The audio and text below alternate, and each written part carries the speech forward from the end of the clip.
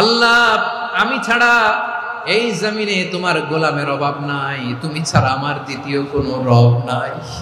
আল্লাহ আমার চেয়ে বড় বাপ এই দুনিয়াতে কেউ নাই। কিয়ামতের দিন আমরা বলবো, আল্লাহ আমার আমল দিয়ে জান্নাত চাই না, আমি তোমার দয়া দিয়ে জান্নাত চাই। বিপদে বললে কেমন করে নিজেকে আল্লাহর কাছে সঁপে দিতে হয় আসুন সাইয়েদনা ইব্রাহিম আলাইহিস সালামের জীবনী থেকে জানি। নমরুদ বলে, ইব্রাহিম তুমি নাকি মূর্তির পূজা না করে কোন নতুন রবের ইবাদত করো, কে তোমার রব? সাইয়েদনা ইব্রাহিম বললেন, রব্বি আল্লাযী ইউহয়ী ওয়া ইউমীত, আমি এমন রবের ইবাদত করি যিনি জীবন দেন, যিনি মৃত্যু দেন। তেলে বেগুনে জ্বলে উঠেছে, রেগে মেগে আগুন বলে ফালকুহু ফিল জাহিম, ওর সাথে তর্ক নাই, না পেরে এবারে এটারে আগুনে ফেলা। সাইয়েদনা ইউনূস আলাইহিস সালাম মাছের পেট থেকে রক্ষা পেয়েছিলেন, রক্ষা করেছিল কে? আজকে আমরা যে টপিকটা নিয়ে আলোচনা করব সেটা হচ্ছে, আমরা যে জীবনে বিপদে পড়ি, আমরা বিপদে পড়লে আমাদেরকে উদ্ধার করে কে? আল্লাহ ছাড়া আমাদের বাঁচানোর কেউ আছে?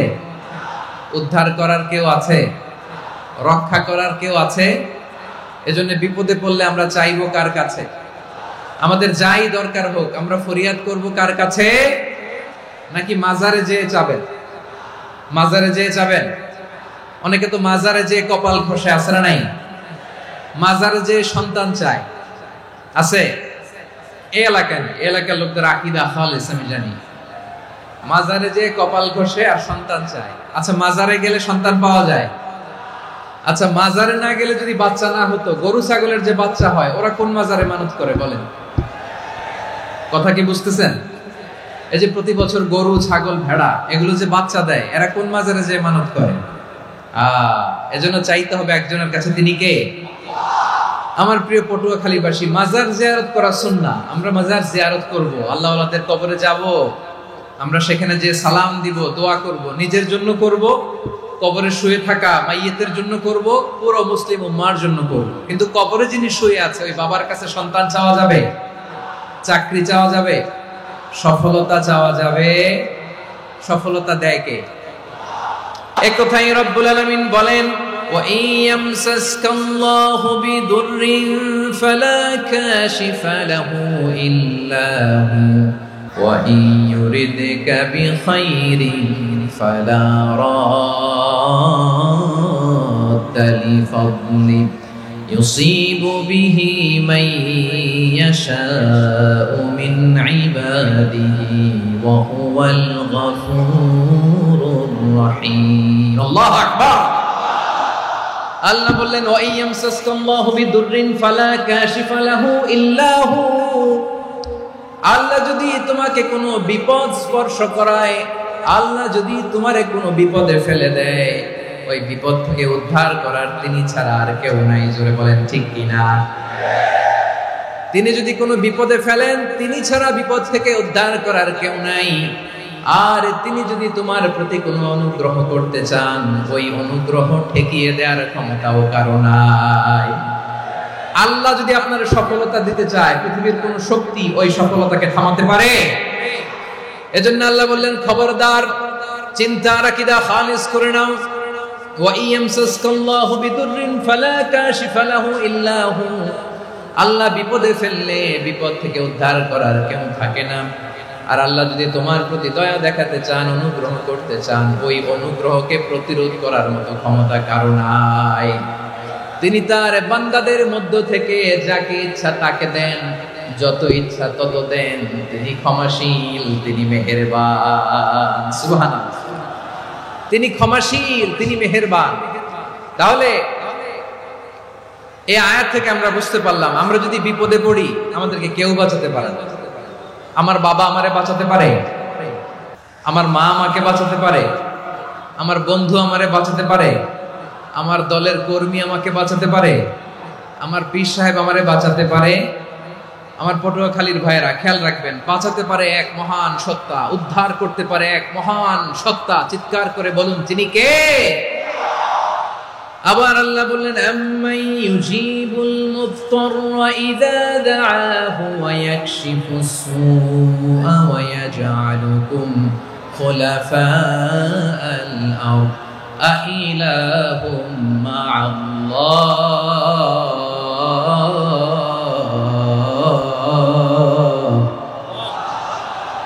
قليلا ما تذكرون রব্বুল আলামিন বলেন বিপদে পড়ে কাতর কণ্ঠে চিন্তাগ্রস্ত হয়ে যখন কেউ ফরিয়াদি হয়ে আল্লাহর ডাকে হাত তোলে তখন এই ব্যক্তির ডাকে সাড়া দেয় কে? বিপন্ন অবস্থায় আপনি যখন কেঁদে কেঁদে হাত তুলে আপনার দুঃখের কথা জানান, আপনি যখন ডাকেন তারে, তখন আপনার ডাকে সাড়া দেয় কে? আল্লাহ বলে আমি সাড়া দেই। তোমাদের বিপদকে মুক্ত করে দেয় কে? ওই আল্লাহর সাথে কোন উপাস্য আছে নাকি? কিন্তু খুব অল্প সংখ্যক লোকই তোমরা উপদেশ গ্রহণ করো কথাটা কার? তাহলে বিপন্ন মানবতা যখন কাঁদে, মানুষ যখন বিপদে পড়ে নিরুপায় হয়ে ফরিয়াদ করে, তার ডাক শোনার কেউ নাই একজন ছাড়া। চিল্লায় বলেন তো তিনি কে? এজন্য আমরা ফরিয়াদের হাত কার দিকে তুলব? এবং খেয়াল রাখতে হবে, মাথার সাথে সেট করে নিতে হবে, আল্লাহ ছাড়া আমাকে উদ্ধার করার কেউ নাই। এই পৃথিবীতে কেউ আপন না। প্রিয় ভাই, বিপদে পড়লে বোঝা যায় কেউ আপন না। আপন শুধু একজন মহান সত্তা, তিনি কে?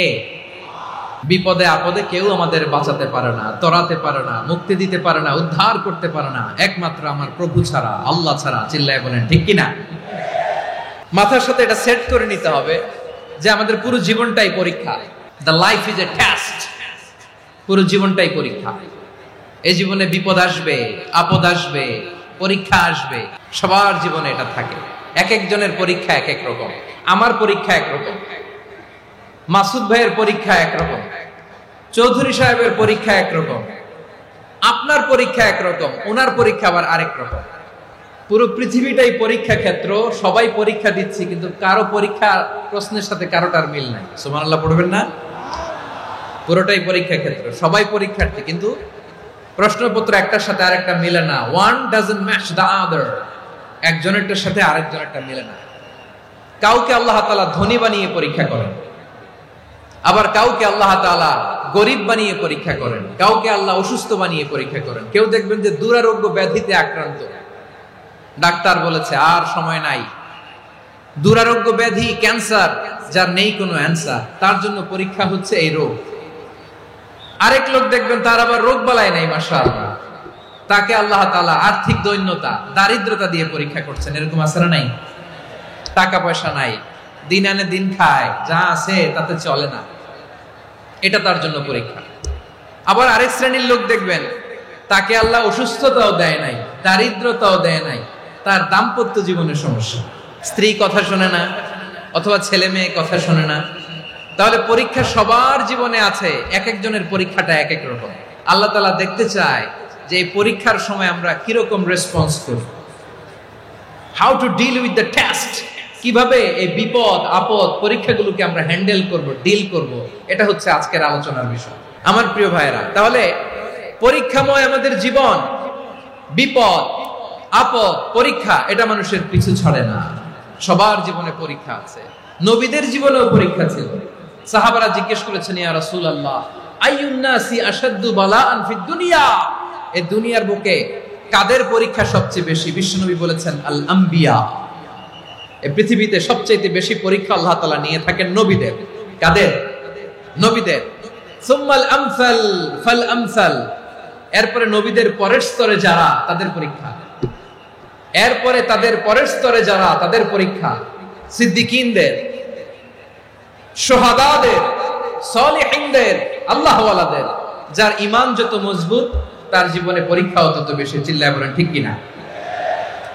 তাহলে মুমিনরা, বিশ্বাসীরা, আমরা কি পরীক্ষা বিপদ আপদে ভয় পাই? না, মুমিনরা বিপদে ভয় পায় না, তারা হতাশ হয় না, সুবহানাল্লাহ, তারা নিরাশ হয় না। বিশ্বাসীরা হাল ছেড়ে দেয় না, তারা ভরসা রাখে একজনের উপর। চিল্লায় বলতে হবে তিনি কে? কারণ মুমিন জানে the grief isn't permanent, the test isn't permanent, the struggle in our life isn't permanent. আমাদের জীবনের দুঃখ, কষ্ট, স্ট্রাগল, এগুলো পার্মানেন্ট নয়। After every difficulties there is an ease. সব কষ্টের পরেই একটা সুখ আছে না নাই? রব্বুল আলামিন বলেন, ফা ইন্না মাআল উসরি ইউসরা, ইন্না মাআল উসরি ইউসরা, ভয় পেও না, চিন্তা করো না, কষ্টের সাথেই আমি রেখে দিয়েছি স্বস্তি। সুবহানাল্লাহ বলেন। মুমিন জীবনে বিপদ যত বেশি, কষ্ট যত বেশি, তার সামনে সফলতা তার চেয়েও বেশি। কারণ বিশ্বাসীরা জানে রাত্রি যত গভীর হয়, সুবহে সাদিকের সময় তত আগাতে থাকে। গর্ভবতী নারীর পেটের ব্যথা যত বাড়তে থাকে, ঘরে নতুন মেহমান আগমনের সময় ঘনাতে থাকে। মুমিনদের উপর বিপদ, অত্যাচার, আপদ, পরীক্ষা যত বাড়তে থাকে, কালেমার পতাকা উড্ডয়নের সময় কাছে আসতে থাকে। বিশ্বাসীদের এগুলো হিসাব মিলানো অনেক আগে, এগুলো অনেক আগে হিসাব মিলানো। দুঃখের আধার শেষে সুখের আলো মিটি মিটি হাসে, চিল্লায় বলেন ঠিক কিনা? দুঃখের আধার শেষে আলোর প্রভাত হাসে, হতাশার কালো মেঘে যায় গো ভেসে, হতাশার কালো মেঘে যায় গো ভেসে। দুঃখের আধার শেষে আলোর প্রভাত হাসে, হতাশার কালো মেঘে যায় গো ভেসে, হতাশার কালো মেঘে যায় গো ভেসে। কোরআনের পাতায় পাতায় দেখো ঈমানের পথ ঢাকা ব্যথার কাটায়। কোরআনের পাতায় পাতায় দেখো ঈমানের পথ ঢাকা ব্যথার কাটায়। ভেঙে পড়ো না কভু হতাশ হয়ে, ভেঙে পড়ো না কভু হতাশ হয়ে, জ্বলে পুড়ে খাঁটি সোনা হগো শেষে, জ্বলে পুড়ে খাঁটি সোনা হগো শেষে। দুঃখের আধার শেষে আলোর প্রভাত হাসে, হতাশার কালো মেঘে যায় গো ভেসে, হতাশার কালো মেঘে যায় গো ভেসে। পরীক্ষা যত বেশি, কষ্ট যত বেশি, সুখের সময় তত কাছাকাছি, চিল্লায় বলতে হবে ঠিক কিনা? এজন্য মুমিন জীবনে পরীক্ষা বেশি, মুমিনদের হতাশা নাই। মুমিনরা নিরাশ হয় না, হতাশ হয় কাফিররা। মুমিনরা কখনো হাল ছেড়ে দেয় না, মুমিনরা ভরসা রাখে একজনের উপর, তিনি কে? তাহলে আমার প্রিয় পটুয়াখালীবাসী, বিপদ থাকবে, পরীক্ষা থাকবে, এই বিপদ থেকে আমাদেরকে উদ্ধার করবেন একজন, তিনি কে? আমরা শুধু আল্লাহর উপরই ভরসা রাখবো, চাইবো একজন সত্তার কাছে। আওয়াজ করে বলুন তিনি কে? একজন সত্তার কাছে চাইবে। বিশ্বনবী ওনার চাচাতো ভাই আব্দুল্লাহ ইবনে আব্বাস রাদিয়াল্লাহু তাআলা আনহুকে বললেন, ইয়া আব্দুল্লাহ ইবনে আব্বাস, হে আব্দুল্লাহ ইবনে আব্বাস, ইদা সাআলতা ফাসআলিল্লাহ, যখন চাইবে আল্লাহর কাছে যাও।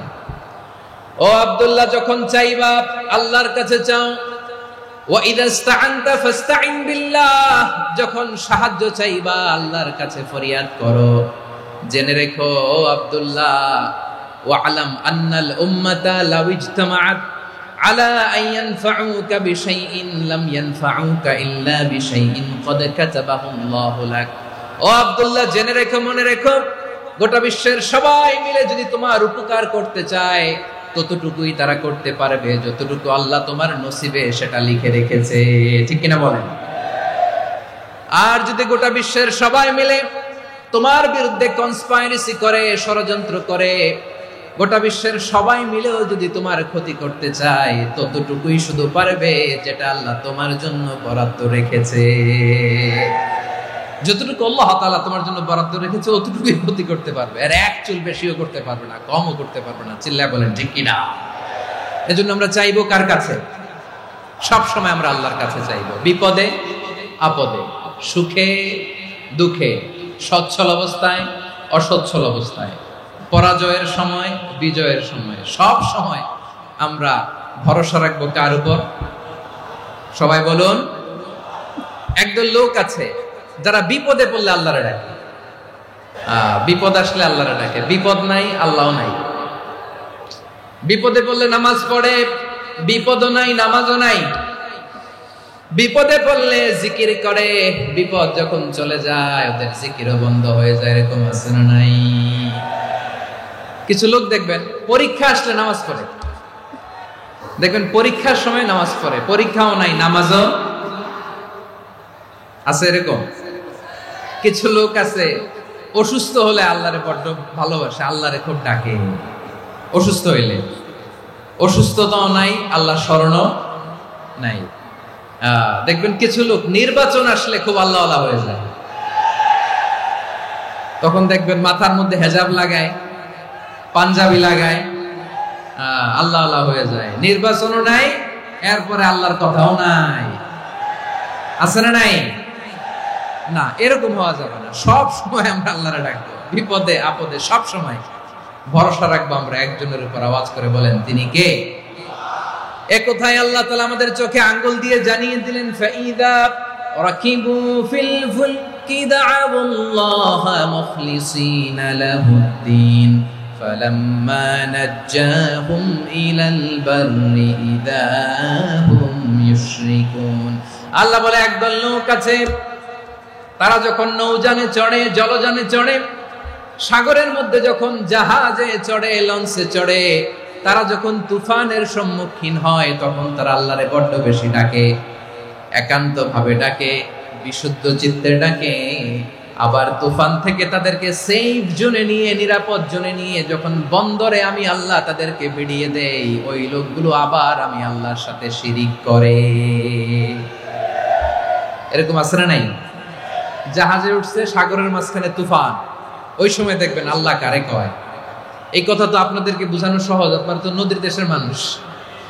আচ্ছা, লঞ্চে উঠে তুফানের সম্মুখীন হয়েছেন, জলোচ্ছ্বাস, সবাই, আমার বলার দরকার নাই, বলেন, মাঝ নদী, তুফান, জলোচ্ছ্বাস, জলের মধ্যে উচ্ছ্বাস, ঢেউ, টর্নেডো, সাইক্লোন, মেঘের ঘনঘটা, পরিবেশ ঘুটঘুটে অন্ধকার, লঞ্চ একবার এদিকে আরেকবার ওইদিকে, ভিতরে কি অবস্থা হয় বলেন তো?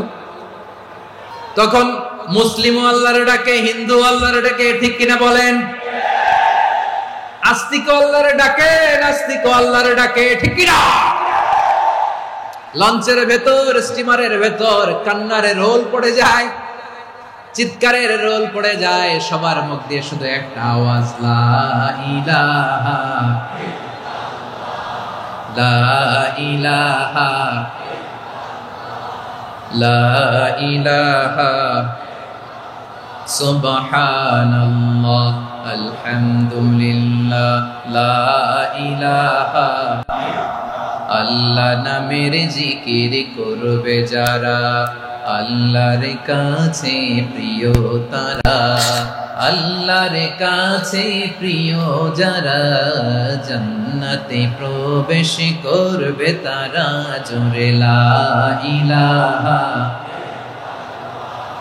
লা ইলাহা ইল্লাল্লাহ লা ইলাহা ইল্লাল্লাহ মুহাম্মাদুর রাসূলুল্লাহ সাল্লাল্লাহু আলাইহি ওয়াসাল্লাম।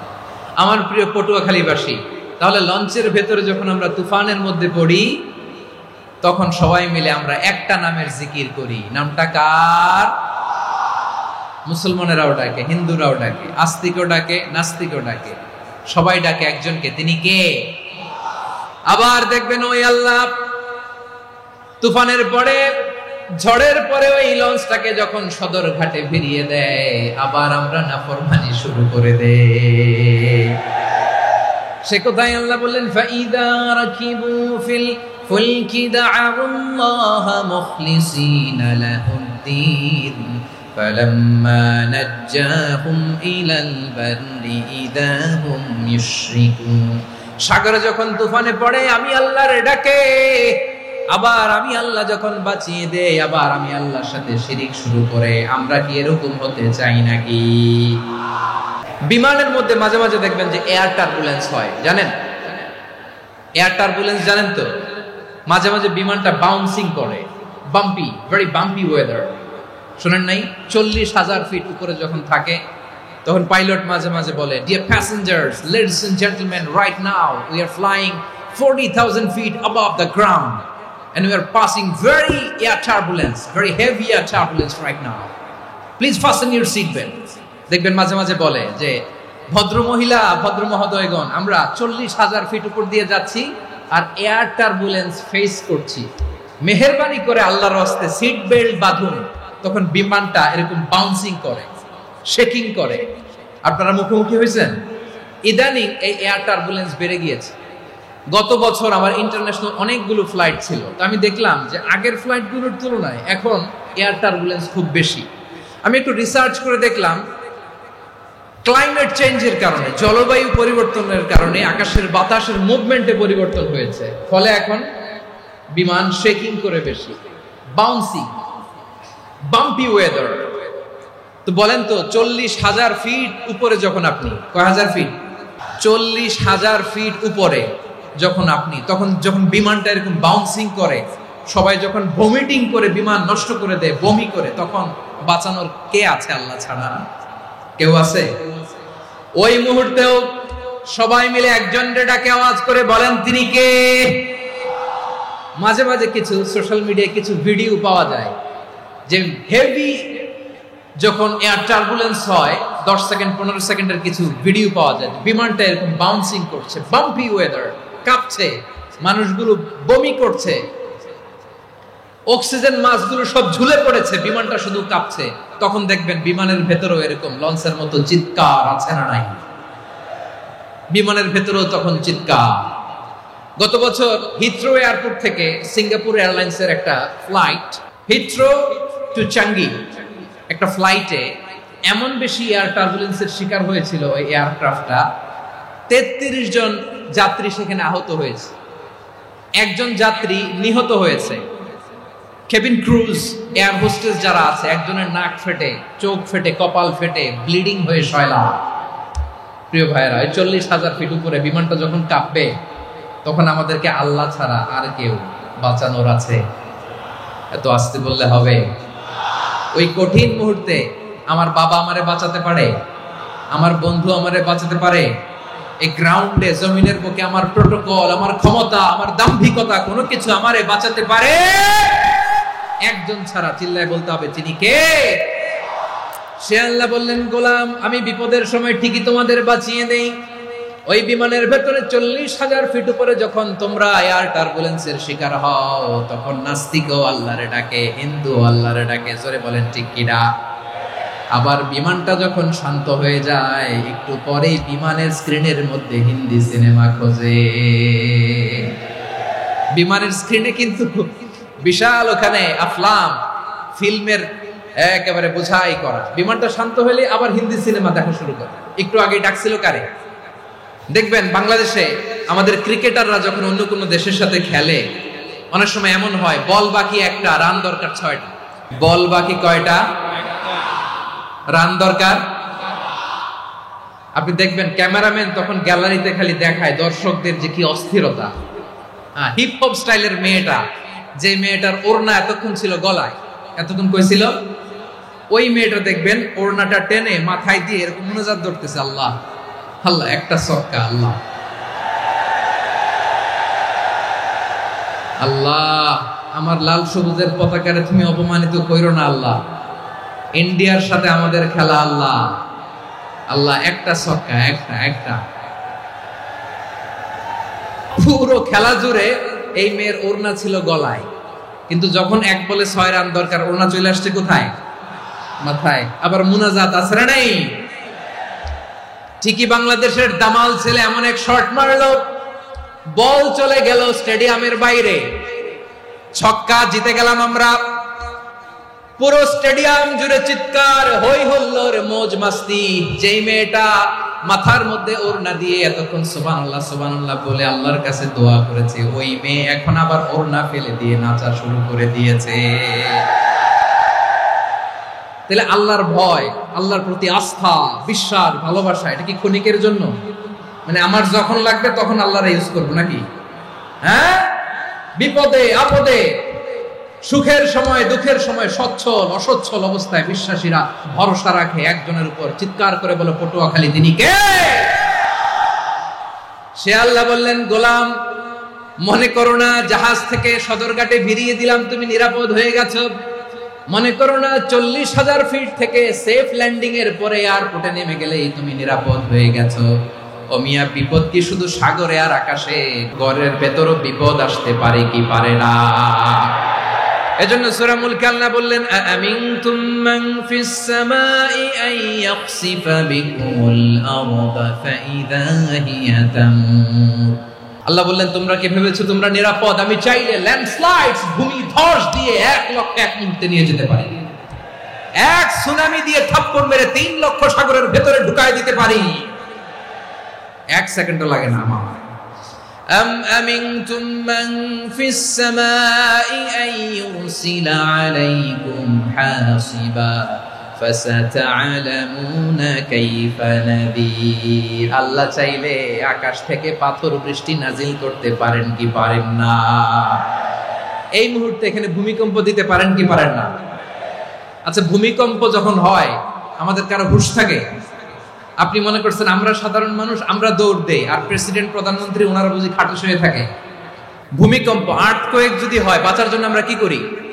হয় খাটের তলায়, ডাইনিং টেবিলের নিচে, উপরে শক্ত কিছু আছে এটার নিচে, অথবা ঘর থুইয়া দেও দৌড়। তো প্রধানমন্ত্রী উনি কি করে? প্রেসিডেন্ট উনি কি করে? হ্যাঁ, উনি খাটের মধ্যে যে শুয়ে থাকে নাকি? উনিও দৌড়, সাধারণ মানুষও দৌড়, প্রধানমন্ত্রীও দৌড়, বাড়িওয়ালাও দৌড়, ভাড়াটিয়াও দৌড়, সবাই দৌড়। নাকি ভাড়াটিয়ারা বাড়ি থুইয়া দৌড়, বাড়িওয়ালারা আর বেরোয় না? এরকম না। তাহলে যে কোনো মুহূর্তে ভূমিকম্প দিয়ে নাস্তানাবুদ করতে পারে কে? আমার প্রিয় ভাইয়েরা, আমরা নিরাপদ নই, আমরা তার দয়ায় বেঁচে আছি। কার দয়ায়? এজন্য আল্লাহ বললেন গোলাম, যে কোনো মুহূর্তে বিপদ দিয়ে তোমাদেরকে নাস্তানাবুদ করতে পারি। বিশ্বাসী বলে যদি নিজেকে দাবি করো, সব সময় ডাকতে হবে একজন সত্তাকে। বলেন তিনি কে? আপদ থেকে, পরীক্ষা থেকে, ক্যালামিটি থেকে আমাদেরকে কেউ বাঁচাতে পারে না একজন সত্তা ছাড়া। আবারও বলেন তো তিনি কে? এবার আমরা দেখি বিষ্ণু ইসা ইসলামের জীবনে বিপদ আপদ ছিল কিনা।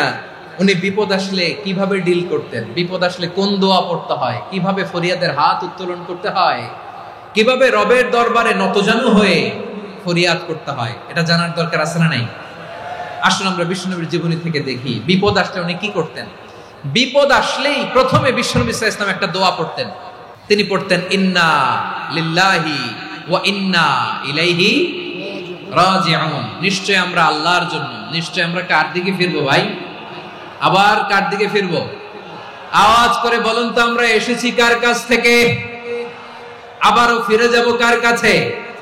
এজন্য বিষ্ণুই পড়ছেন ইন্না লিল্লাহি ওয়া ইন্না ইলাইহি রাজিউন। নিশ্চয় আল্লাহর জন্য, ওই আল্লাহর দিকেই আমরা ফিরে যাব। তারপরে বিষ্ণুই পড়তেন আল্লাহুম্মা আজুরনি ফি মুসিবাতি ওয়াখলুফ লি খায়রাম মিনহা। একসাথে প্রথমে পড়তেন ইন্না লিল্লাহি ওয়া ইন্না ইলাইহি রাজিউন, তারপর পড়তেন আল্লাহুম্মা আজুরনি ফি মুসিবাতি ওয়াখলুফ লি খায়রাম মিনহা। মানে আল্লাহ, এই যে আমি বিপদে ধৈর্য ধারণ করলাম এটার সব তুমি আমারে দাও, আর যেটা হারালাম এর চেয়ে ভালো কিছু দিয়ে মেকআপ করে দিও, ভালো কিছু দিয়ে বদল করে দিও। সুবহানাল্লাহ পড়েন। তাহলে বিপদ আসলে আমরা কি পড়ব? এদেশে পরস্পরে দেখা হলে দেয় সালাম, এদেশে আমজনতার হৃদয় জুড়ে পাক কালাম, এদেশে বিপদ এলে সর্বজনে সর্বক্ষণে দোয়া পড়ে ইন্না লিল্লাহি। কি পড়ে? সুবহানাল্লাহ সুবহানাল্লাহ সুবহানাল্লাহ সুবহানাল্লাহ। এদেশে আজান শুনে সূর্য ওঠে শহর গ্রামে, এদেশে আজান শুনে সূর্য ডুবে সন্ধ্যা নামে, এদেশে সকল কাজে সবাই বলে বিসমিল্লাহ, এদেশে ভালো কিছু দেখে শুনে হাসি মুখে সবাই বলে মাশাআল্লাহ। তাহলে বিপদ এলে আমরা কি পড়ি? তাহলে বিপদ এলেই আমরা এখন থেকে ইন্না লিল্লাহ পড়বো, নাকি হাই হুতাশ করবেন? একদল আছে হাই হুতাশ করে, হায় আল্লাহ রে মোর কি হইল রে, মুই কি হরমু রে, মুই কমবে যামু রে, এরকম বিলাপ করতে নিষেধ করেছেন বিশ্বনবী। কি করব, কই যাব, কি হবে, হায় হায়, এরকম হাহুতাশ আছে না নাই? বিশ্বাসীরা হাহুতাশ করে না, তারা ইন্না লিল্লাহ পড়ে। কি পড়ে মনে থাকবে? আমরা পড়ব ইন্না লিল্লাহি ওয়া ইন্না ইলাইহি রাজিউন। নিশ্চয়ই আমরা আল্লাহর জন্য, আমরা আল্লাহর দিকেই ফিরে যাব। এরপর পড়ব আল্লাহুম্মা আজুরনি ফি মুসিবাতি ওয়াখলুফ লি খায়রাম মিনহা। আল্লাহ, আমি যে বিপদে ধৈর্য ধারণ করলাম এটার সওয়াব দিও, আর যা হারালাম তার চেয়ে ভালো কিছু দিয়ে বদল করে দিও। সুবহানাল্লাহ পড়েন। বিশ্ব নবীর হাদিস শুনলেন উম্মে সালামা রাদিয়াল্লাহু তাআলা আনহা। ওনার স্বামী হলো আবু সালামা। মজার ঘটনা খেয়াল করে শুনেন। সাইয়্যিদাতুনা উম্মে সালামা রাদিয়াল্লাহু তাআলা আনহা, ওনার স্বামীর নাম আবু সালামা। শ্রেষ্ঠ দম্পতি, শ্রেষ্ঠ ফ্যামিলি। প্রথমে হিজরত করেছিলেন হাবাসায়, পরে হিজরত করেছেন মদিনায়। উহুদ যুদ্ধের পরে ওনার স্বামী আবু সালামা ইন্তেকাল করলো, শহীদ হলো। সুবহানাল্লাহ পড়েন। যখন আবু সালামা ইন্তেকাল করলো, উম্মে সালামা রাদিয়াল্লাহু তাআলা আনহা কেঁদে কেঁদে হায়রান। আর নবীর শিখানো বাণী অনুযায়ী তিনি বারবার পড়ছিলেন ইন্না লিল্লাহ। কি পড়ছিলেন? ইন্না লিল্লাহ। যেহেতু বিশ্বনবী বলেছেন কেউ যদি বিপদের প্রথম ধাক্কায় পড়ে ইন্না লিল্লাহি ওয়া ইন্না ইলাইহি রাজিউন, আল্লাহুম্মা আজুরনি ফি মুসিবাতি ওয়া আখলুফ লি খায়রাম মিনহা, তাহলে এই বিপদে যে সে যা হারালো তার চেয়ে শ্রেষ্ঠ কিছু দিয়ে আল্লাহ তার বদল দিয়ে দিবে। এই হাদিস শুনে উম্মে সালামা রাদিয়াল্লাহু তাআলা আনহা ওনার প্রাণ প্রিয় স্বামী আবু সালামার ইন্তেকালের পরে চোখের পানি ছাড়ে আর পড়ে ইন্না লিল্লাহি ওয়া ইন্না ইলাইহি রাজিউন, আল্লাহুম্মা আজুরনি ফি মুসিবাতি ওয়া আখলুফ লি খায়রাম মিনহা। বারবার এই দোয়া পড়ে চোখের পানি ছাড়ে, এই দোয়া পড়ে চোখের পানি ছাড়ে। আর মনে মনে বলে আবু সালামার মতো ভালো মানুষ মদিনাতে নাই, আবু সালামার চেয়েও ভালো মানুষ মদিনাতে নাই। তার চেয়ে ভালো মানুষ কি করে আল্লাহ তাআলা আমারে দিবে? তার চেয়ে ভালো মানুষ তো আমি মদিনাতে দেখি না। চোখের পানি দিয়ে বুক ভাসায় আর নবীর হাদিসের উপর আমল করে পড়ে ইন্না লিল্লাহি ওয়া ইন্না ইলাইহি রাজিউন, ইন্না লিল্লাহি ওয়া ইন্না ইলাইহি রাজিউন। পড়তে পড়তে চোখের পানি ছাড়ে আর চিন্তা করে বিশ্বনবী বললেন এই দোয়া পড়লে যেটা হারালাম তার চেয়ে ভালো কিছু দিয়ে আল্লাহ পুরস্কার দেয়। আবু সালামের চেয়ে ভালো মানুষ মদিনার মধ্যে আর কে হতে পারে? কি আজীব তামাশা, কি অবাক করা ঘটনা। কিছুদিন পরে দেখা গেল সাইয়্যিদুল মুরসালিন রাহমাতাল লিল আলামিন স্বয়ং বিশ্ব নবী উম্মে সালামাকে বিয়ের প্রস্তাব পাঠিয়েছে। স্বয়ং বিশ্ব নবী উম্মে সালামা রাদিয়াল্লাহু তাআলা আনহাকে বিয়ের প্রস্তাব পাঠিয়েছেন। উনি রাজি হয়ে গেলেন, বিয়ে হয়ে গেল। উনি হয়ে গেলেন উম্মুল মুমিনিন, আমাদের মা, পুরো মুসলিম উম্মার মা। চিৎকার করে বলেন আল্লাহু আকবার। তাহলে আমার প্রাণ প্রিয় ভাইরা, বিপদে পড়লে আমরা পড়বো ইন্না লিল্লাহি ওয়া ইন্না ইলাইহি রাজিউন, আল্লাহুম্মা আজুরনি ফি মুসিবাতি ওয়া আখলুফ লি খায়রাম মিনহা। যারা যারা বিপদ আসলে এই দোয়াটা পড়বেন এখন থেকে আওয়াজ করে ইনশাআল্লাহ বলেন। যা হারাইছেন তার চেয়ে শ্রেষ্ঠ জিনিস দিয়ে বদলা দিবে কে? তাহলে বিপদে পড়লেই প্রথমে আমরা এটা পড়ব। শুনে শুনে মুখস্থ করবেন। আমার মায়েরা, আমার বোনেরা, আপনাদের জন্য 3টি মাঠের অ্যারেঞ্জমেন্ট করা হয়েছে আমি জানি। আপনারাও এই দোয়াগুলো পড়বেন। আপনার স্বামীকে শেখাবেন, সন্তানকে শেখাবেন, আপনার পুরো পরিবারটাকে জান্নাতের টুকরো বানিয়ে দিবে কে? তাহলে বিপদ আসলে প্রথমে কি পড়তে হবে এটা জেনে গেলাম। এরপরে বিপদ আসলে নিজেকে কি করে আল্লাহর কাছে সঁপে দিতে হয় এটাও জানার দরকার আছে না নাই? বিপদে প্রথমে ইন্না লিল্লাহ করলাম, ধৈর্য ধারণ করলাম, বিপদ থেকে উদ্ধারের সর্বোচ্চ চেষ্টা করলাম।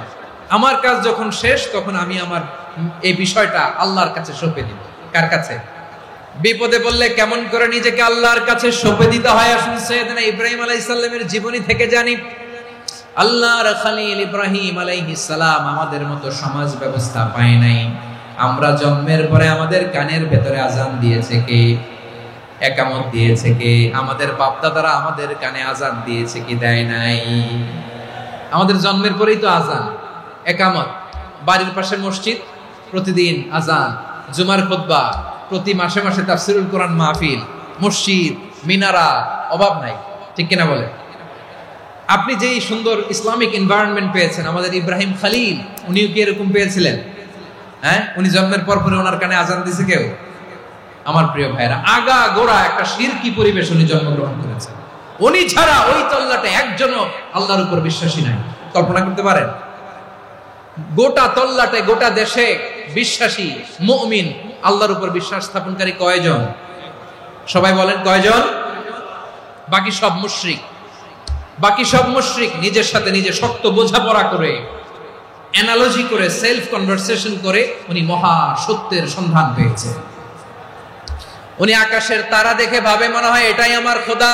পরে দেখে তারা নাই, মনে মনে বলে না তাইলে এটা না। আবার চাঁদ দেখে বলে চাঁদটা বড় মায়া লাগে, মনে হয় এটাই আমার রব। পরে দেখে চাঁদও নাই, কয় না এটা না। এরপরে দ্বিপ্রহরের জলজলে সূর্যটা খা খা করে গোটা পৃথিবীটারে রৌদ্র দিয়ে তাতিয়ে রাখে। তিনি ভাবলেন মনে হয় এটাই আমার রব, কারণ এটাই তো সবচেয়ে বড়। কিন্তু বিকেল বেলা ওই সূর্যটাও যখন চলে যায়, সাইয়েদনা ইব্রাহিম বলে না এটাও তো নাই, আমার খোদা যদি আমারে ছেড়ে চলে যায়, বিপদে পড়লে আমারে উদ্ধার করবে কে? এভাবে নিজের সাথে অ্যানালজি, সেলফ কনভারসেশন করতে করতে করতে তিনি মহা সত্যের সন্ধান পেয়েছেন। সুবহানাল্লাহ। সব শেষে তিনি ডিসিশন নিয়ে ঘোষণা দিলেন, ইন্নী ওয়াজ্জাহাতু ওয়াজহিয়া লিল্লাযী ফাতারাস সামাওয়াতি ওয়াল আরদা হানিফান ওয়া মা আনা মিনাল মুশরিকিন। নিশ্চয় আমি এমন সত্তার দিকে মনোনিবেশ করলাম, মুখাপেক্ষী হলাম, যিনি আকাশ বানিয়েছেন, জমিন বানিয়েছেন, আমি মুশরিক নই। সুবহানাল্লাহ। পারতেন? আপনি পারতেন? কেউ নাই, লক্ষ লক্ষ মুশরিক, আপনি একা। ওনার মতো এরকম বিচক্ষণতা দিয়ে আল্লাহরে খুঁজে পাইতে পারতেন আপনি? কি নবী ছিল, আল্লাহকে খুঁজে পেয়েছে। যখন আল্লাহর ইবাদত শুরু করলো, এই কথা ছড়ায় পড়লো চারদিকে। নমরুদ সাইয়েদনা ইব্রাহিমকে ডেকে পাঠালেন। নমরুদ বলে, ইব্রাহিম তুমি নাকি মূর্তির পূজা না করে কোন নতুন রবের ইবাদত করো, কে তোমার রব?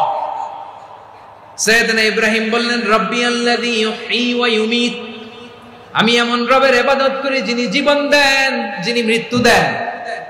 নমরুদ বলে, তাই নাকি? তোমার রব জীবন দেয়, মৃত্যু দেয়, আর এটা তো আমি দেই। আমিও তো জীবন দেই, আমিও তো মৃত্যু দেই। সাইয়েদনা ইব্রাহিম বললেন, কেমন করে তুমি জীবন দাও, মৃত্যু দাও, একটু দেখাও তো। নমরুদ জেলখানা থেকে দুজন কয়েদিকে ডেকে আনলো। কয়েদি এনে অর্ডার করলো, একটাকে এখনই শিরোচ্ছেদ, হেড অফ, ডেথ পেনাল্টি, মৃত্যুদণ্ড দেয়া হলো, ফিনকি দিয়ে রক্ত বের হলো। নমরুদ বলে, দেখো দুজনকে ধরে আনলাম, একজন কয়েদিকে দিলাম ডেথ পেনাল্টি, মৃত্যুদণ্ড, ওরে মৃত্যু দিলাম। আরেকজন যে দাঁড়িয়ে আছে, চাইলে ওরেও আমি মৃত্যুদণ্ড দিতে পারি, কিন্তু না, ওরে আমি দিব না, ওরে আমি বাঁচাইয়া দিলাম, ছেড়ে দিলাম, মানে জীবন দিলাম। দেখো ইব্রাহিম, তোমার চোখের সামনে একজনরে মৃত্যু দিলাম, আর একজনরে জীবন দিলাম। আপাত দৃষ্টিতে তাই তো, একজনরে তো জীবন দিল, আরেকজনরে মৃত্যু দিল। সাইয়েদনা ইব্রাহিম এবার বিপাকে পড়ে গেলেন। কিন্তু এক একজন নবীকে আল্লাহ এমন উইজডম বিচক্ষণতা দিয়ে এই জমিনে পাঠিয়েছেন, মুহূর্তের মধ্যে আল্লাহর খলিল ইব্রাহিম বললেন, ফাইন্নাল্লাহা ইয়াতি বিশ-শামসি মিনাল মাশরিকি ফাতি বিহা মিনাল মাগরিব ফাবুহিতাল্লাযী কাফার। আল্লাহর খলিল ইব্রাহিম বললেন, নমরুদ বুঝলাম তুমি জীবন দাও, মৃত্যু দাও, দেখলাম, কিন্তু আমার রব, আমার আল্লাহ প্রতিদিন সকালবেলা উষা লগ্নে ওই পূর্ব দিগন্ত থেকে সূর্যটাকে উদিত করেন, সাঁঝের বেলা, বিকেল বেলা, কুথুরি লগ্নে, সন্ধ্যা বেলা ওই দ্বিপ্রহরের জল জলে সূর্যটাকে পশ্চিম দিগন্তে ডুবিয়ে দেন। মানে সকালবেলা পূর্ব দিক থেকে উদিত করা সূর্যটাকে পশ্চিম দিকে বিকেলে তিনি ডুবিয়ে দেন। তুমি যদি পারো ওই সূর্যটাকে পশ্চিম দিক থেকে উদিত করে পূর্ব দিকে ডুবিয়ে দাও। সুবহানাল্লাহ পড়বেন না? দেখেন, ইনস্ট্যান্ট ইন্টেলেক্ট, মুহূর্তে বিচক্ষণতা, উইজডম কাকে বলে? নমরুদ পারবে? নমরুদের বাপ পারবে? ওর দাদা, ওর 14 গোষ্ঠী, গোটা বিশ্বের সব ক্ষমতাধর রাষ্ট্রনায়করা একসাথে হলে পারবে? ফাবুহিতাল্লাযী কাফার পারে নাই, ব্যর্থ হয়েছে। এবার তেলে বেগুনে জ্বলে উঠেছে, রেগে মেগে আগুন বলে, ফালকুহু ফিল জাহিম। ওর সাথে তর্ক নাই, না পেরে এবার এটারে আগুনে ফেলা। বিশাল বিশাল গাছ কেটে লাকড়ি এনে আগুনের কুণ্ডলি বানানো হলো, দাও দাও দাও দাও করে আগুন জ্বলে। আল্লাহর খলিল ইব্রাহিমকে আগুনে নিক্ষেপ করা হবে। আল্লাহর খলিল সাইয়েদনা ইব্রাহিমের হাতের মধ্যে রশি দিয়ে টাইট করে বাঁধা হলো, পায়ের মধ্যেও টাইট করে রশি দিয়ে বাঁধা হলো। আল্লাহর খলিল ইব্রাহিমকে আগুনের কুণ্ডলির মধ্যে ফেলা হবে। ওমিয়া, আপনি যে বিপদের কারণে ভয় পান, হতাশ হন, এটা কোনো বিপদ? ওনার বিপদের সামনে এটা কোনো বিপদই না, এটা কোনো বিপদই না। হাত পা বেঁধে টাইট করে নিক্ষেপ করা হবে, সিম্পলি ফেলা যাবে না, কারণ দাও দাও করে দ্য ব্লেজিং ফায়ার, এমন আগুনের কুণ্ডলি, কাছে যাওয়া যায় না, আগুনের উত্তাপে নিক্ষেপ করা হবে। হাতে রশি বেঁধে পায়ে রশি বেঁধে আল্লাহর খলিল ইব্রাহিম আলাইহিস সালামকে আগুনের মধ্যে নিক্ষেপ করা হবে। আহা, এটার বলে অগ্নি পরীক্ষা। উনি অগ্নি পরীক্ষার সম্মুখীন হয়েছিলেন। এজন্য কঠিন পরীক্ষাকে আমরা অগ্নি পরীক্ষার সাথে তুলনা করি, ঠিক কিনা? সাইয়েদনা জিবরাইল এসে বললেন, ও আল্লাহর খলিল, ওরা তো আপনার হাতও বেঁধে ফেললো, পাও বেঁধে ফেললো, নড়াচড়ার সুযোগ নাই, বলেন আমি জিবরিল ফেরেশতা আপনার জন্য কি করতে পারি? আল্লাহর খলিল ইব্রাহিম বলেন, ও জিবরাইল, তোমার কাছে আমার কোনো চাওয়া পাওয়া নাই। সুবহানাল্লাহ বলেন। তোমার কাছে বলার কিছু নাই, তোমার সাহায্যের আমার দরকার নাই। সাইয়েদনা ইব্রাহিম আলাইহিস সালামকে হাতে পায়ে রশি বেঁধে হাত পা বাঁধা অবস্থায় জ্বলন্ত অগ্নিকুণ্ডে যখন নমরুদের দলবল নিক্ষেপ করবে, আল্লাহর খলিল কিভাবে নিজেকে আল্লাহর কাছে সঁপে দিয়েছেন, পটুয়াখালীর ভাইরা খেয়াল করে শুনুন। হাত পা বেঁধে আল্লাহর খলিলকে যখন নিক্ষেপ করা হবে, তিনি মুখ ফুটে বলে ফেললেন, হাসবুনাল্লাহু ওয়া নি'মাল ওয়াকিল। হাসবুনাল্লাহু ওয়া নি'মাল ওয়াকিল, আমার জন্য আল্লাহই যথেষ্ট, আমার জন্য আল্লাহই যথেষ্ট। তিনি আমার সবচেয়ে বড় গার্ডিয়ান, তিনি আমার সবচেয়ে বড় অভিভাবক। জিব্রাইলের সাহায্যে অফারকে ফিরিয়ে দিলেন। দুনিয়ার বুকে কারো কাছে কিছু বলেন নাই, মুখ ফুটে বলেছেন হাসবুনাল্লাহ। ও আমার পটুয়াখালীর প্রাণের ভাইয়েরা, খেয়াল রাখবেন, কোন বান্দা তার হাতে থাকা সব চেষ্টাটুকুন করার পরে মুখ ফসকে মুখ দিয়ে যখন বলে ফেলে হাসবুনাল্লাহ, বান্দা যখন হাসবুনাল্লাহ বলে ফেলে, ওই ব্যাপারটা ডিল করার দায়িত্ব স্বয়ং আল্লাহ আরশের উপর থেকে নিয়ে নেয়। আপনি যখন বলে ফেলবেন হাসবুনাল্লাহ, এটা ডিলিং করবে কে তখন? বান্দা তার সাধ্যের সবটুকু চেষ্টার পরে নতজানু হয়ে যখন বলবে হাসবুনাল্লাহ, আল্লাহ তুমি আমার জন্য যথেষ্ট, নি'মাল ওয়াকিল, তুমি আমার শ্রেষ্ঠ অভিভাবক, তখন তার কি দরকার না দরকার এটা ডিল করে স্বয়ং আল্লাহ। নিক্ষেপ করা হলো সাইয়েদনা ইব্রাহিমকে অগ্নিকুণ্ডলিতে। হাজার হাজার মানুষ এই দৃশ্য দেখার জন্য জড়ো হয়েছে এরকম বিশাল ময়দানে। কিন্তু কি অবাক করার ঘটনা, সবাই ভয় পাচ্ছিল, না জানে কি হয়ে যায়। আল্লাহর খলিলকে যখন আগুনের কুণ্ডলিতে নিক্ষেপ করা হয়, আল্লাহর খলিল ইব্রাহিম আগুনের কুণ্ডলীর মধ্যে বসে বসে মানুষগুলোর দিকে তাকিয়ে হাসতে শুরু করে দেয়। কারণ আকাশ থেকে রব্বুল আলামিন স্পেশাল ভার্ডিক্ট নাজিল করেছেন, স্পেশাল হুকুম জারি করেছেন, কুলনা ইয়া নারু কুনি বারদান ওয়া সালামান আলা ইব্রাহিম। ও আগুন, খবরদার, সৃষ্টির শুরু থেকে তোকে একটা ধর্ম আমি বাতলে দিয়েছিলাম, তোর ধর্ম, আগুনের ধর্ম হলো যা পাবে জ্বালিয়ে সারখার করবে। আল্লাহ বলল, আগুন, তোর ধর্ম দিয়েছিলাম, তুই সব জ্বালিয়ে পুড়িয়ে সারখার করে দিবি, কিন্তু ক্ষণিকের জন্য আমি তোর জ্বালিয়ে দেওয়ার ক্ষমতাটাকে কেড়ে নিলাম, জ্বালিয়ে ভস্ম করে দেওয়ার ক্ষমতা আমি কেড়ে নিলাম। কুনি বারদান, ঠান্ডা হয়ে যা, কিন্তু এত বেশি ঠান্ডা হবি না আবার আমার ইব্রাহিমের জন্য সর্দি লেগে না যায়। সুবহানাল্লাহ, এত আস্তে বললে হবে? কুনি বারদান, বারদ মানে বরফ, ঠান্ডা, ঠান্ডা হ, কিন্তু এত ঠান্ডা হবি না যাতে আমার ইব্রাহিমের কষ্ট হয়। আগুন বলে, আল্লাহ একবার বললাম ঠান্ডা হ, আবার বলো এত ঠান্ডা হবি না যাতে খলিলের সর্দি না লাগে। কেমন ঠান্ডা হব, কেমন এনভায়রনমেন্ট তৈরি করে দেব বলো?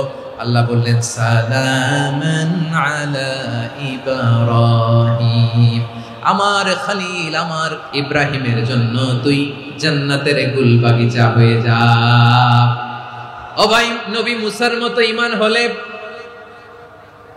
রাস্তা হবে সাগর জলে, নবী ইউসুফের মতো ঈমান হলে একে একে দরজা খোলে।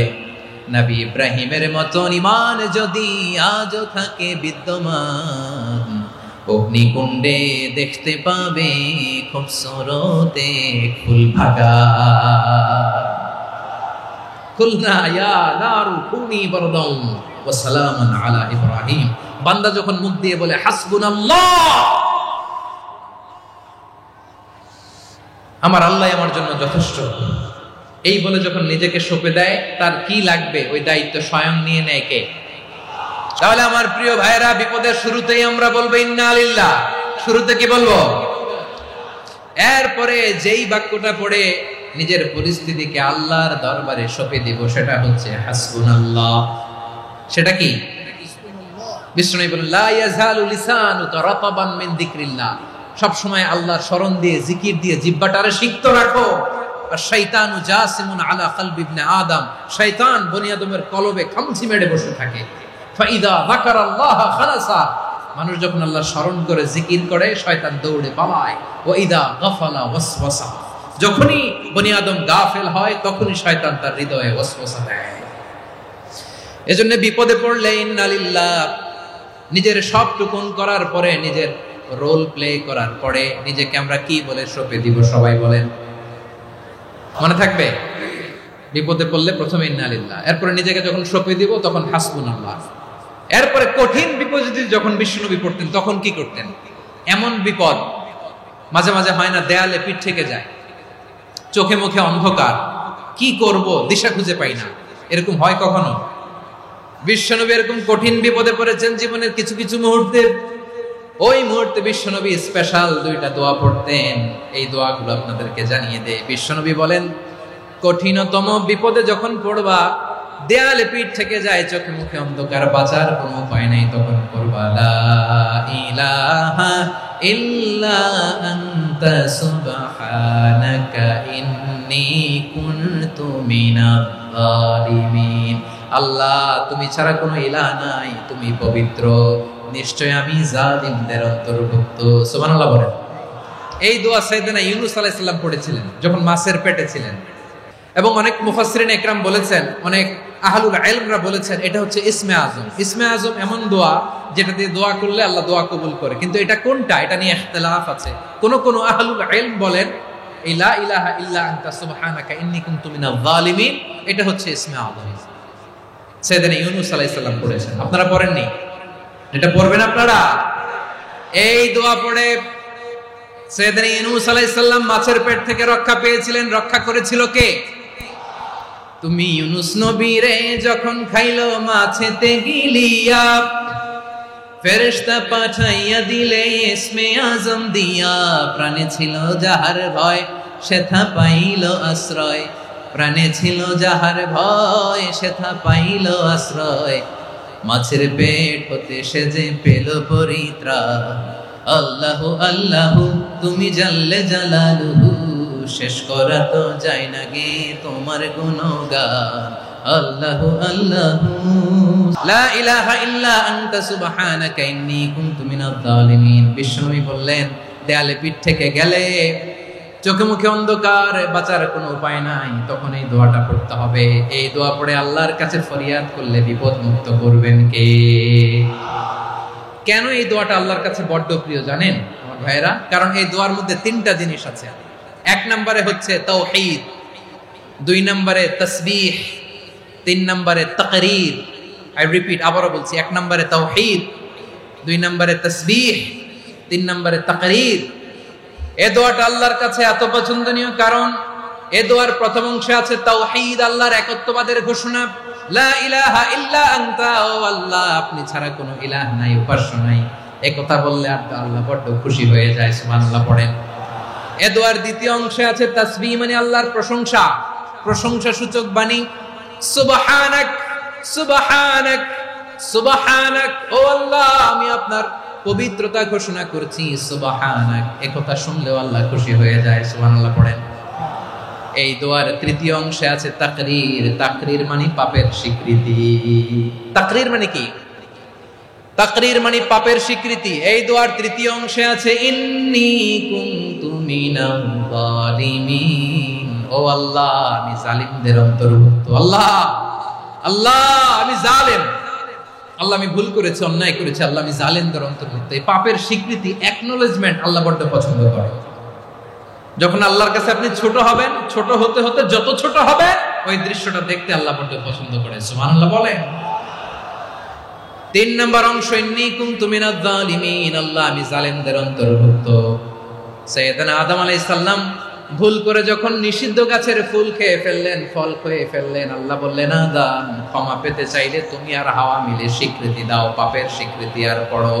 রব্বানা ظلمنا أنفسنا وإن لم تغفر لنا وترحمنا لنكونن من الخاسرين ও আল্লাহ আমি আদম আর হাওয়া জালামনা আনফুসানা আমরা আমাদের নফসের উপর বড় জুলুম করেছি আল্লাহ ওয়া ইল্লাম তাগফির লানা ওয়া তারহামনা আপনি যদি ক্ষমা না করেন আপনি যদি দয়া পরবশ না হন আপনি যদি রহম না করেন আমরা তো ক্ষতিগ্রস্তদের মধ্যে শামিল হয়ে যাব এই দোয়া করার সাথে সাথে সাইয়েদনা আদম আর হাওয়া আলাইহিস সালামকে ক্ষমা করে দিলেন কে তাহলে এই দোয়ার 3 নম্বর অংশ তাকরীর এটা আল্লাহ বড় পছন্দ করে আমার কলিজার টুকরা ভাইয়েরা গুনাহ করে শিকার যেতে হবে এটা আল্লাহ ভালোবাসেন সাইয়েদনা আবু বকর রাদিয়াল্লাহু তাআলা আনহু বিষ্ণু ইসলামকে বললেন ইয়া রাসূলুল্লাহ আল্লিমনি দুআআন আদউ বিহি ফি সালাতি নবী হে আপনি আমার এমন একটা স্পেশাল দোয়া শিখায়া দেন যে দোয়াটা আমি নামাজে পড়ব নবী বললেন তাহলে তুমি পড়ো আল্লাহুম্মা ইন্নী যালামতু নাফসি যুলমান কাসীরান ওয়া লা ইয়াগফিরুয যুনুবা ইল্লা আনতা ফাগফিরলি মাগফিরাতাম মিন ইনদিকা ওয়ারহামনি ইন্নাকা আনতাল গফুরুর রহিম সুবহানাল্লাহ সালাম ফিরানোর আগে পড়েন ও আবু বকর নামাজে যদি দোয়া করতে মনে চায় এই দোয়াটা পড়বা আল্লাহুম্মা ইন্নী যালামতু নাফসি আল্লাহ জুলুম করেছি আমার নফসের উপর যুলমান কাসীরা অনেক জুলুম ওয়ালা ইয়াগফিরুয যুনুবা ইল্লা আনতা আপনি ছাড়া এই যুনুব এই পাপ ক্ষমা করার দ্বিতীয় কোনো রব নাই আছে এজন্য আল্লাহরে বলবেন আল্লাহ আমি ছাড়া তোমার গোলামের অভাব নাই ও আমার রব আমি ছাড়া এই জমিনের বুকে তোমার গোলামের অভাব নাই কিন্তু তুমি ছাড়া তো আমার দ্বিতীয় কোনো রব নাই পারবেন বলতে পারবেন চোখের পানি ছেড়ে আল্লাহরে বলবেন আল্লাহ তুমি আমার রব তুমি আমার সব কি বলবেন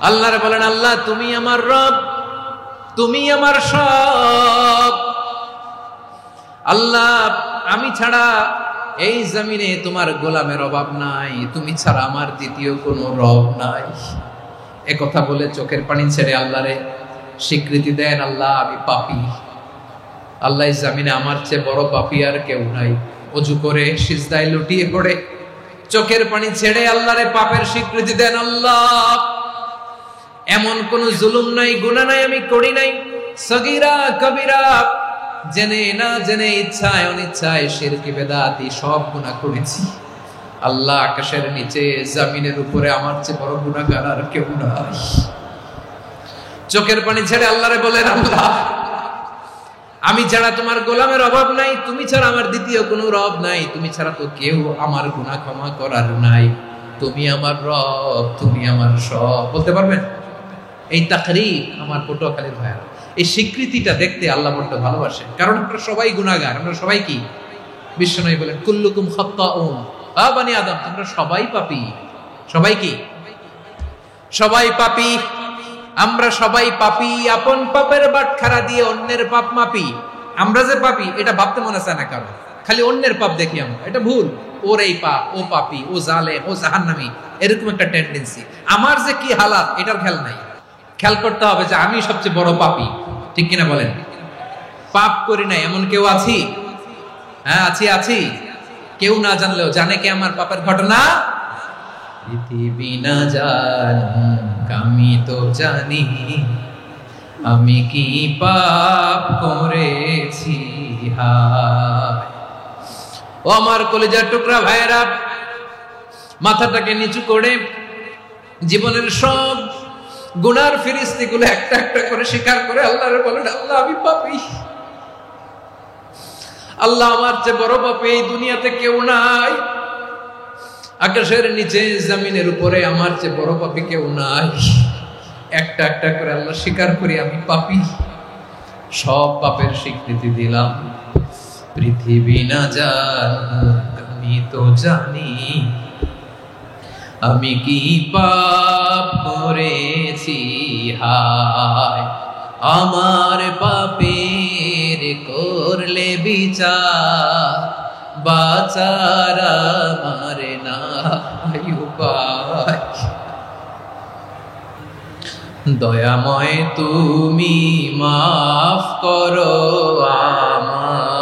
আমায় মাফ করো আমায় আল্লাহ তাআলা যদি দয়া করে আমাদেরকে মাফ না করে, আমাদের বাঁচার কোনো উপায় নাই। আপনি কি ভেবেছেন আপনার নামাজ দিয়ে আপনি জান্নাতে যাবেন? আপনি তাহাজ্জুদ গুজার, সেজদা দিতে দিতে কপালে দাগ ফেলেছেন, এটা আপনারা জান্নাতে নেবে না? আপনি এলাকার সবচেয়ে বড় হাতেম তাই দানশীল, এই দানের ভরসায় বসে আছেন, কশিন কালো আমাদের নামাজ, আমাদের রোজা, আমাদের ইবাদত, এগুলোকে মিজানের পাল্লায় উঠালে কোনো ওজনই হবে না। তবে আমাদের একটা কৌশল জানা আছে, আমরা আল্লাহর রহমতের ভিখারি। আমরা সেদিন আগেই গুনার স্বীকৃতি দিয়ে দেব। আমরা বলবো, আল্লাহ তুমি প্রশ্ন করার আগে তোমার একটা কথা বলি, আমারে কিছু জিজ্ঞেস করো না, আমি সব করেছি। এমন কোন পাপ নাই যে পাপ আমারে দিয়ে হয় নাই। তোমার রহমত দিয়ে তুমি জান্নাতে পাঠাবা, তোমার দয়ায় জান্নাতে যেতে চাই, আমল দিয়ে না। পারবেন বলতে? কিয়ামতের দিন আমরা বলবো, আল্লাহ আমার আমল দিয়ে জান্নাত চাই না, আমি তোমার দয়া দিয়ে জান্নাত চাই। তোমার দয়া ছাড়া আমার কোনো উপায় নাই। কারণ আল্লাহ যদি বিচার করে, বাঁচার কারো উপায় নাই। আল্লাহ যদি বলে ফেলেন তুই এটা করলি কেন, ওখানে গেলি কেন, কোরআনে 1000 বার নিষেধ করলাম তারপরেও এই পাপে জড়ালি কেন, এরকম প্রশ্ন ছুড়ে দিলে আমার উত্তর আছে? বাঁচার কোনো উপায় আছে? রোজ হাসরে হে আল্লাহ আমার করোনা বিচার, আল্লাহ করোনা বিচার, বিচার চাহি না তব দয়া চাই, এ গুনাহগার করোনা বিচার। আপনার আমল দিয়ে জান্নাতে যাবেন? কি দিয়ে যাবেন? আল্লাহর দয়া দিয়ে। আল্লাহর রহম আর দয়া ছাড়া কেউ জান্নাতের চেহারাও দেখতে পাবে না। আমার প্রিয় ভাইরা, এই দোয়া আল্লাহর কাছে পছন্দনীয় হওয়ার কারণ তিনটা। দোয়ার প্রথম অংশে আছে তাওহীদ, আল্লাহর একত্ববাদের ঘোষণা। এই দোয়ার দ্বিতীয় অংশ আছে তাসবিহ, আল্লাহর প্রশংসা সূচক বাণী। এই দোয়ার 3 নাম্বার অংশ পাপের স্বীকৃতি। তাহলে আমরা সবাই গুনাহগার। আমরা আল্লাহর কাছে পাপের স্বীকৃতি দিয়ে বলবো, ও আল্লাহ ইন্নী কুনতু মিনাজ জালিমিন, আমরা জুলুম করেছি, পাপ করেছি, অন্যায় করেছি, আল্লাহ বুঝতে পারি নাই, শয়তানের ওয়াসওয়াসায় পড়ে, বন্ধুর পাল্লায় পড়ে, নফসের খায়েশ মেটাতে যে আল্লাহ করে ফেলেছি।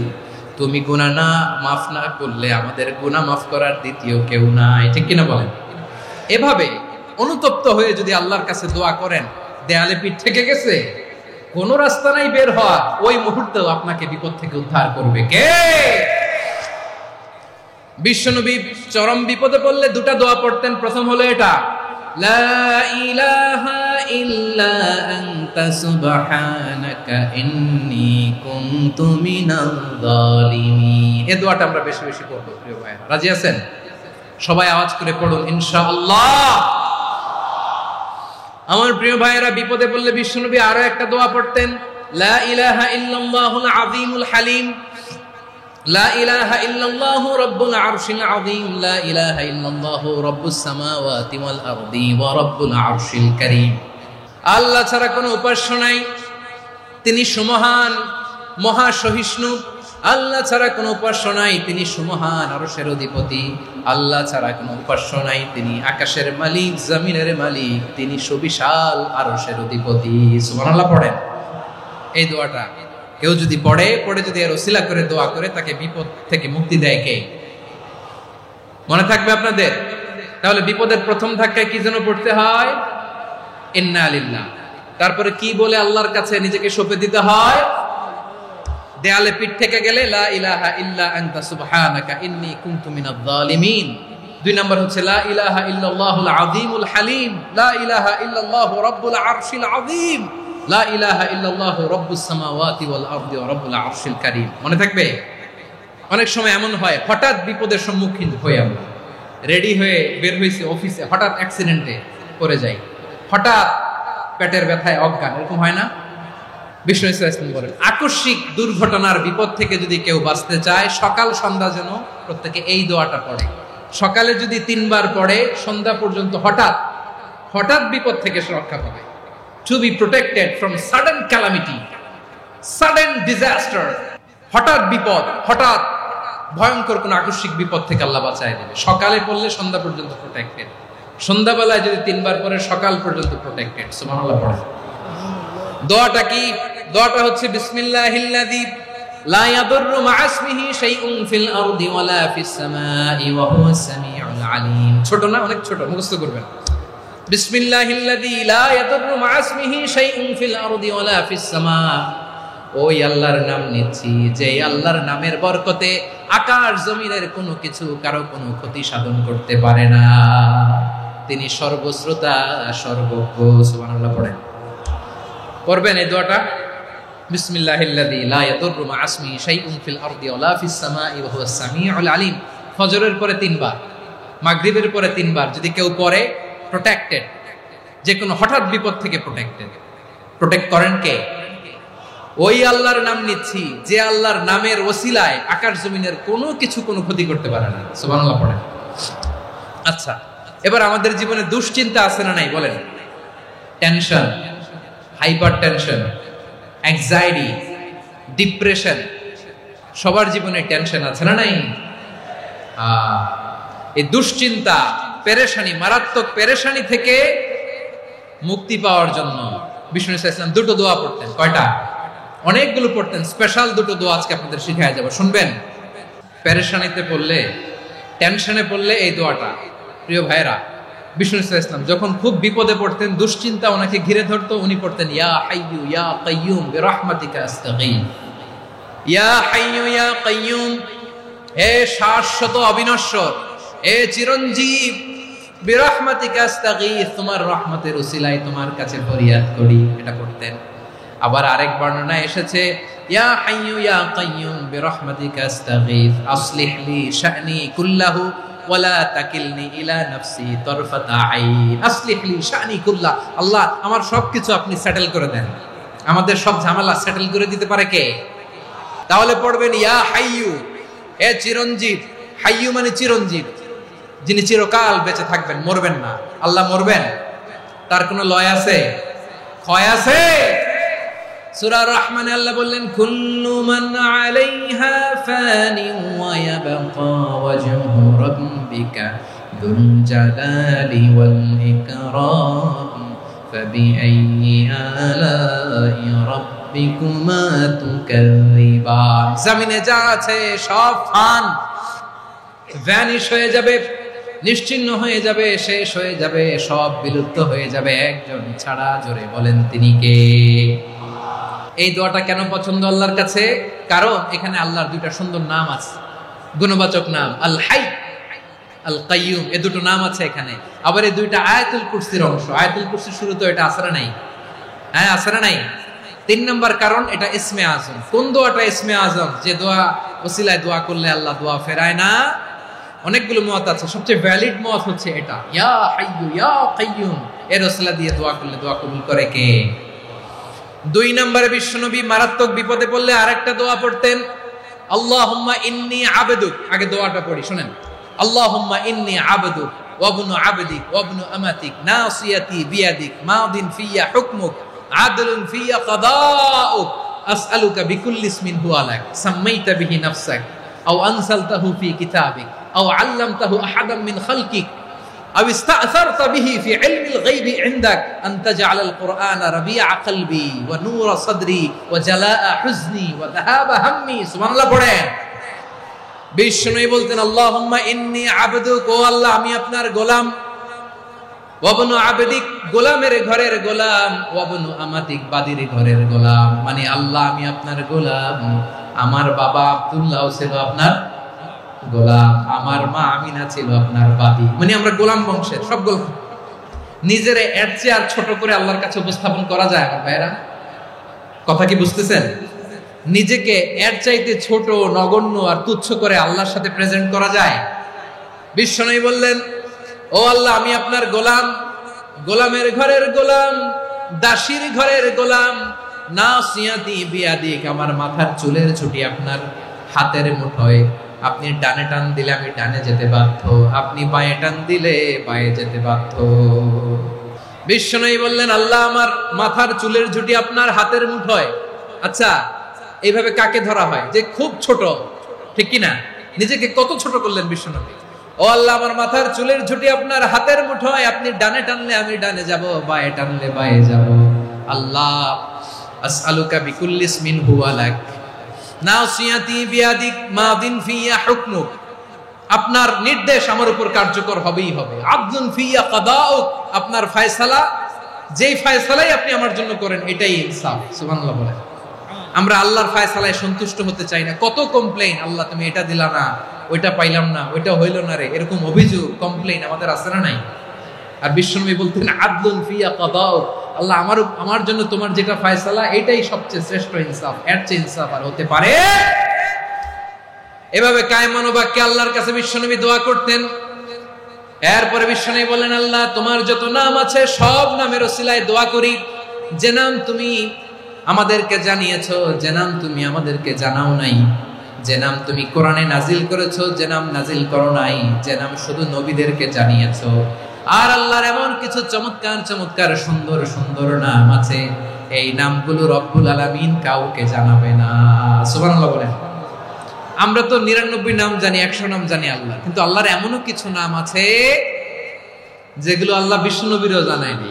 এগুলো আল্লাহ ইলমুল গায়বে রেখে দিয়েছেন। দোয়ার সময় বলবেন, আল্লাহ তোমার যেই নামগুলো জানি, যেগুলো জানি না, যেগুলো কোরআনে আছে, যেগুলো নাই, যেগুলো নবীরে খাস ভাবে জানাইছো ওগুলোর উসিলায়, যেগুলো কোনোদিন জানাবাও না, তোমার ওই নামের উসিলাও তোমার কাছে চাই।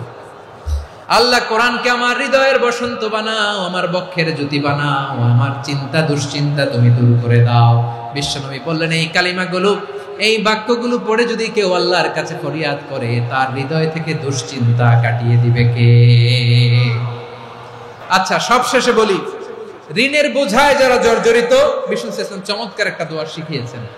এক সাহাবীর নাম আবু উমামা, নামাজের ওয়াক্ত ছাড়া উনি মসজিদে যেয়ে বসে আছে। বিষ্ণু বললেন, কি রে আবু উমামা, নামাজের তো ওয়াক্ত হয় না, মসজিদে কি? সাহাবী বলে, হুমুমুন লাজিমাতনি ওয়া দুয়ুন, নবী গো, ঋণের বোঝায় এমন টেনশনে আছি, ঘরে থাকতে পারলাম না, মসজিদে চলে আসছে। বিশ্বনবী বলেন, আমি কি তোমার এমন একটা দোয়া শিখাবো যেটা পড়লে আল্লাহ তাআলা তোমার ঋণের বোঝা হালকা করে দিবে? আবু উমামা বললেন, ইয়া রাসূলুল্লাহ, অবশ্যই শিখাবেন। বিশ্বনবী বললেন, তাহলে তুমি পড়বা, আল্লাহুম্মা ইন্নী আউযু বিকা মিনাল হাম্মি ওয়াল হাযান ওয়া আউযু বিকা মিনাল জুবনি ওয়াল বুখল ওয়া আউযু বিকা মিন গালাবাতিদ দাইনি ওয়া কাহরির রিজাল।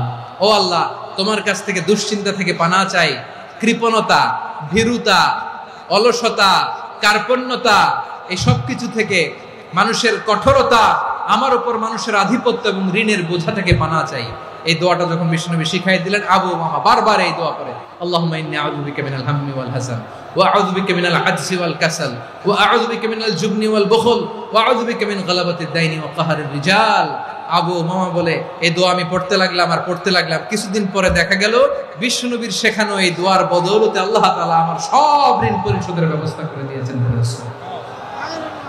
আমার প্রিয় পটুয়াখালীর ভাইয়েরা, বিশ্বনবীর জামাতা সাইয়্যিদিনা আলী রাদিয়াল্লাহু তাআলা আনহুর কাছে এক লোক এসে বলে, হে আলী, ঋণের বোঝায় আমি জর্জরিত, আমার কিছু অর্থ দিয়ে সাহায্য করো।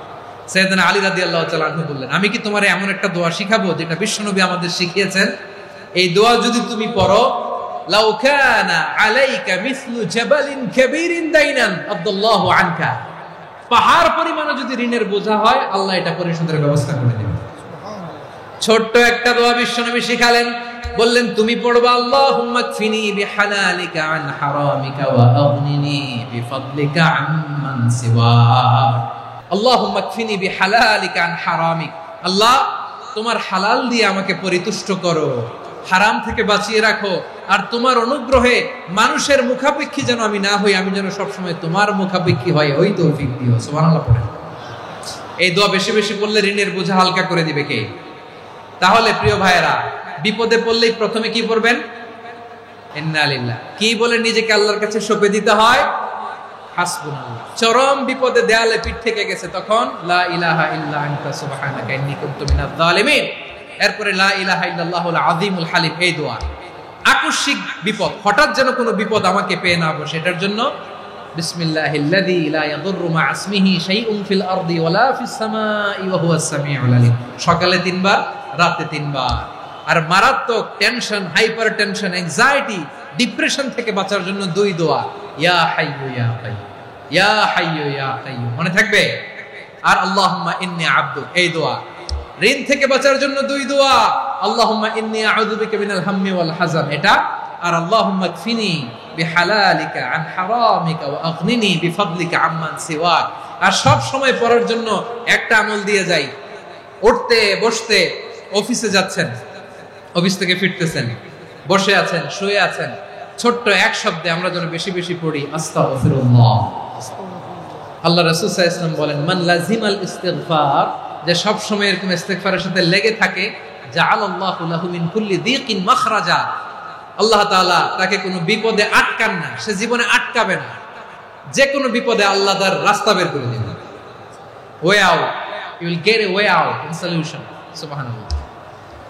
ওয়া মিন কুল্লি হাম্মিন ফারাজা, দুশ্চিন্তা মুক্ত হবে। ওয়া ইয়ারযুকহু মিন হাইসু লা ইয়াহতাসিব, এমন জায়গা থেকে আল্লাহ রিজিকের বন্দোবস্ত করবে যেটা সে কল্পনাও করে না। আওয়াজ করে পড়েন সুবহানাল্লাহ।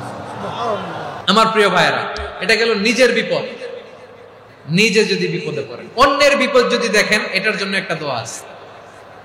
অনেক সময় আমরা দেখি হাসপাতালে ক্যান্সারের থার্ড স্টেজে চলে গেছে, লোকটা হ্যাংলা হয়ে, চিকন হয়ে, হায়রে কি কষ্ট পায়, দেখি না? বিষ্ণু বলে, একটা দোয়া যদি কেউ অন্যের কোনো বিপদ দেখে পড়ে, ওই বিপদ তার জীবনে কখনো আসবে না। অনেক সময় হয় যে আমরা মহাসড়ক দিয়ে যখন চড়ি, দুর্ঘটনায়, আইরে আল্লাহ, দুর্ঘটনায় মানুষের মাথা একদিকে, দেহ আরেকদিকে, ব্লিডিং, এরকম হয় না? আল্লাহ তুমি হেফাজত করো। বিশ্বনবী বলেন, এই দুর্ঘটনা দেখে কেউ যদি এই দোয়াটা পড়ে, তার জীবনে সে কোনোদিন এরকম অ্যাক্সিডেন্টের সম্মুখীন হবে না। বিশ্বনবী বলেন, অন্যের বিপদ দেখে কেউ যদি পড়ে, আলহামদুলিল্লাহিল্লাযী আফানি মিম্মা বাতালাকা বিহি ওয়া ফাদ্দালানি আলা কাসীরিম মিম্মান খালাকা তাফদীলা, মানে প্রশংসা সে আল্লাহ, যে আল্লাহ তাআলা তোমাকে যেই জিনিস দিয়ে পরীক্ষা করেছে, আমাকে ওইটা থেকে বাঁচিয়ে দিয়েছে। তোমাকে আল্লাহ যেই বিপদে ফেলেছে, আমাকে ওই বিপদ থেকে তিনি মুক্ত রেখেছে, আর তার অনেক সৃষ্টির উপর আমাকে তিনি প্রাধান্য দিয়েছে। সুবহানাল্লাহ পড়েন। যে কোনো বিপদ, কারো ক্যান্সার দেখে যদি এই দোয়াটা আপনি বিশ্বাসের সাথে পড়েন, জীবনে কোনোদিন ক্যান্সার রোগে আক্রান্ত হবেন না। দুর্ঘটনা দেখে যদি পড়েন, ওই দুর্ঘটনা আপনাকে স্পর্শ করবে না। যে কোনো কারো বিপদ দেখে যদি কোনো বিশ্বাসী বান্দা এই দোয়া পড়ে, বিশ্বনবী বলেন, লাম ইউসিবহু যালিকাল বালা, ওই বিপদ তাকে আর ধরবে না। উফিয়া মিনহু মিন যালিকাল বালা কাইনাম মা কান, সে যতদিন হায়াত পাবে কোনোদিন ওই বিপদ তাকে স্পর্শ করবে না। আমার প্রিয় ভাইরা, তাহলে পুরো আলোচনার সেন্ট্রাল থিম হচ্ছে, আমাদের জীবনে বিপদ আসবে, কষ্ট আসবে, দুঃখ আসবে, কিন্তু বিপদে আপদে আমরা হাল ছেড়ে দিব না, হতাশ হব না। মুমিন হতাশ হয় না, নিরাশ হয় না, হাল ছেড়ে দেয় না। মুমিন ভরসা রাখে একজনের উপর। আওয়াজ করে বলুন, যিনি কে? বিপদে পড়লে আমাদেরকে উদ্ধার করে কে? আবার আমাদেরকে যদি কোনো নেয়ামত আল্লাহ দিতে চান, ওইটা কেড়ে নেওয়ার ক্ষমতা কারো আছে? তাহলে আমরা কানেক্টিভিটি বাড়াবো কার সাথে? আমাদের প্রার্থনার ফরিয়াদের হাত তুলবো কার কাছে? রাজি আছেন? পটুয়াখালীর ভাইয়েরা, মনে থাকবে কথাগুলো?